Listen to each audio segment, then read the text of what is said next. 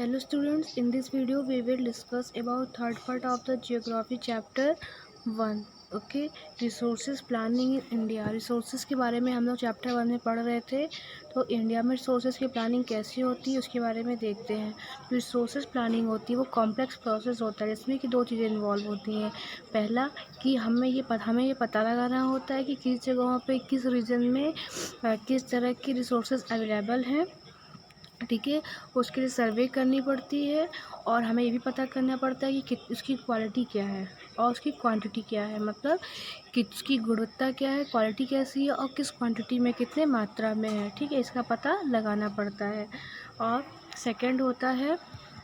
Second देखिए यहाँ पे है involving a planning structure endured with the appropriate technology, और किस अप्रोप्रिएट टेक्नोलॉजी का यूज़ करके हम उसका इम्प्लीमेंट कर सकते हैं, उसको प्राप्त कर सकते हैं या यूज में ले सकते हैं। सेकंड है matching the resources development plan with overall nation development plan, मतलब फिर हम ये चेक करते हैं जब हमें ये पता चल जाता है कि किसी रीजन में कौन सा रिसोर्सेज कितने क्वालिटी, उसकी क्वालिटी क्या, उसकी क्वांटिटी क्या है और किस टेक्निक के माध्यम से हम उसका यूज़ कर सकते हैं या उसको यूज़ में ले आ सकते हैं। उसके बाद हम ये चेक करते हैं कि जो रिसोर्सेज, मतलब जो हम उसका डेवलपमेंट किस अकॉर्डिंग करें कि वो पूरे राष्ट्र के लोगों में बराबर तरीके से डिस्ट्रीब्यूट हो जाए, ठीक है।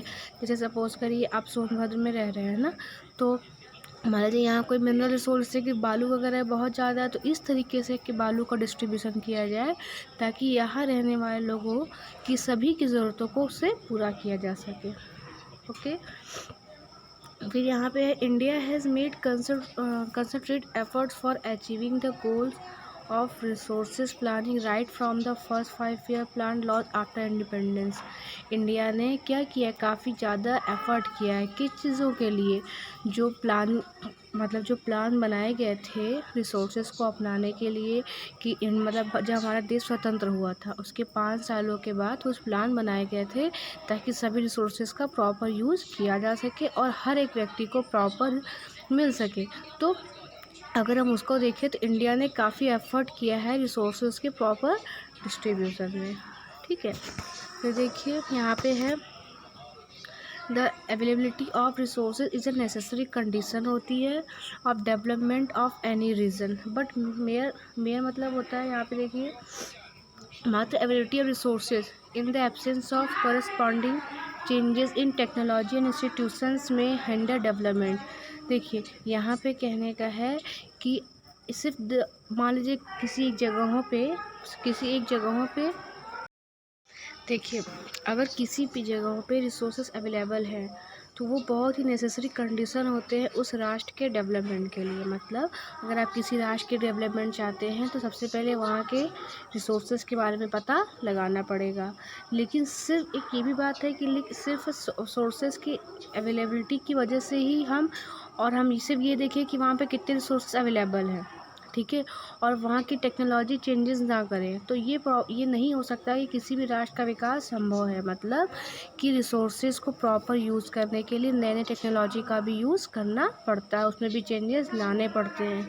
There are many region in our country, बहुत सारे रीजन है हमारे देश में that are rich in resources, जो कि रिसोर्सेज में रिच है, but these are included in economical. यहाँ देखते हैं there are many regions in our country that are rich in resources, हमारे देश में बहुत से ऐसे रीजन्स हैं जो कि रिसोर्सेज वहाँ पे बहुत ज़्यादा है, but these are included in economically backward region, लेकिन ये इकोनॉमिकली मतलब कि गरीब देश है ऐसा समझिए। On the contrary there are some region which have a poor resources base, लेकिन कुछ देश ऐसे हैं जहाँ पे रिसोर्सेज बहुत ही कम है, बहुत पुअर है, लेकिन इकोनॉमिकली बहुत ही डेवलप्ड है, मतलब काफ़ी क्या है, काफ़ी अमीर देश है, या ये यहाँ पे कहना चाह रहा है, ठीक है। उसके बाद आगे देखते हैं। अब हम लोग रिसोर्सेज के कंजर्वेशन के बारे में पढ़ेंगे।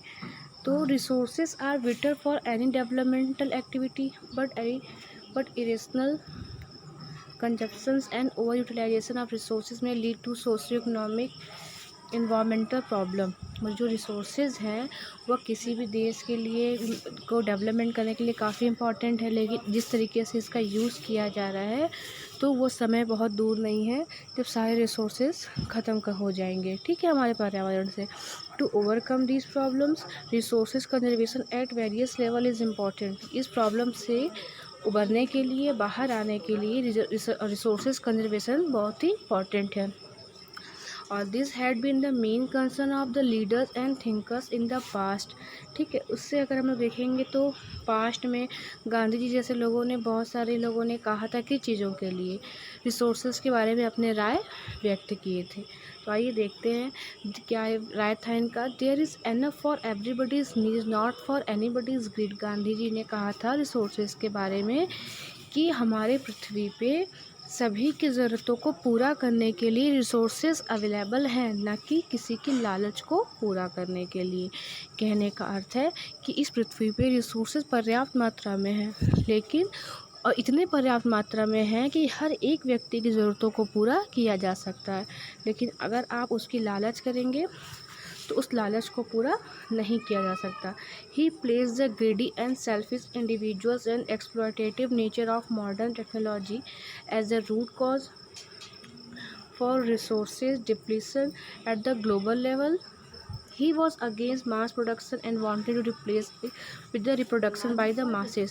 कहने का अर्थ यहाँ पे ये था कि वो सिर्फ इतना कहना चाहते थे कि आपकी जितनी नीड हो रिसोर्सेज का सिर्फ उतना ही यूज़ करिए, ठीक है, ग्रीडी मत बनिए, सेल्फिश मत बनिए। और ये जो मास प्रोडक्शन था, मतलब जो लोग किसी भी चीज़ों का उत्पादन अधिक से अधिक मात्रा में करते थे, और जब किसी चीज़ का उत्पादन अधिक मात्रा में होता था तो उसका नुकसान भी अधिक होता था, तो वो उनके या इस चीज़ों के, इस मेथड के खिलाफ रहते थे, ठीक है। आगे देखिए, यहाँ पे लैंड रिसोर्स के बारे में दिया हुआ है। We live on land, we perform our economic activities on land, we use it in different ways. हम लैंड पे रहते हैं, लैंड को डिफरेंट वेज में करते हैं। ये नेचुरल रिसोर्सेज है, ठीक है। इट सपोर्ट्स नेचुरल वेजिटेशन, ये natural vegetation, wild life, human life, economic activities को सपोर्ट करता है। ट्रांसपोर्ट्स और कम्युनिकेशन सिस्टम भी यहाँ पे है। However, land is an asset of a finite magnitude, therefore it is important to use the available land for various purpose। तो हम लैंड का यूज़ वेरियस पर्पस के लिए करते हैं। India has a land under a variety of relief features, namely, मतलब जो India के अगर हम लैंड फीचर्स की बात करें तो माउंटेन, प्लेटिव, प्लेन, आइलैंड्स बहुत सारे हैं, और 48%। हाँ, तो हम देखेंगे कि जो इंडिया में लैंड है वो माउंटेन, प्लेटिव, प्लेन और आइलैंड्स को लिया हुआ है। About 43% of the land area is plain. 48% जो लैंड एरिया है इसका वो क्या है, प्लेन है, जो कि फैसिलिटीज़ प्रोवाइड करती है एग्रीकल्चर के लिए और इंडस्ट्री के लिए। माउंटेन्स कितने, 30% है। टोटल सरफेस एरिया, मतलब देश का टोटल सरफेस एरिया का 30% माउंटेन है। And ensure perennial flow of some rivers, perennial flow of some rivers मतलब समझते क्या होता है, जो सीजनल रिवर्स होते हैं, मतलब वो परमानेंट नहीं होते हैं, वो बारिश होने की वजह से कुछ जगहों में पानी इकट्ठा हो जाती है, उसकी बारे में बता दें। कुछ जगहों पे क्या है, पानी इकट्ठा हो जाती है, seasonal.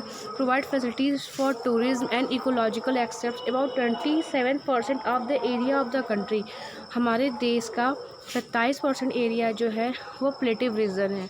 It possess rich reserves of minerals, मतलब जितने भी प्लेटिव रीजन्स हैं वहाँ पे मिनरल, फॉसिल फ्यूल्स और फॉरेस्ट बहुत ज़्यादा है, ठीक है। आगे देखिए, यहाँ पे दिखा रहा है India land under important relief features. तो हम देखेंगे, ये देखिए ब्लू जो पार्ट है ये आपका प्लेन पार्ट है, सबसे ज़्यादा पार्ट 43% है प्लेन, और ये जो आपका ब्राउन पार्ट है ये माउंटेन है आपका, प्लेटिव ये पार्ट है। अलग अलग दिखा हुआ, प्लेन कितना है 43% है, माउंटेन है 30% और 37% क्या है, प्लेटिव है, ठीक है। तो इस तरीके से देखेंगे कि इंडिया का जो लैंड डिवीज़न इस रिकॉर्डिंग किया गया है। आगे देखिए, यहाँ पे है लैंड यूटिलाइजेशन। लैंड यूटिलाइजेशन मतलब लैंड का कितना, कहाँ, कैसे यूज़ किया जाता है। तो लैंड के यूज़ की हम बात करें तो पहला देखिए लैंड का यूज़ क्या है, फॉरेस्ट है। और कुछ लैंड ऐसे हैं जो कि क्या है, बैरन है, वेस्ट लैंड है, जहाँ पे सिर्फ बिल्डिंग, रोड, फैक्ट्रीज ही कंस्ट्रक्ट की जा सकती है, एग्रीकल्चर का काम नहीं किया जा सकता। कुछ अनकल्टिवेटेड लैंड है, मतलब कि जो जहाँ पे चरवाहे जाते हैं ग्रेजिंग के लिए, ग्रेजिंग लैंड मतलब जहाँ पे चरवाहे जाते हैं एनिमल्स को अपने ग्रेजिंग के लिए।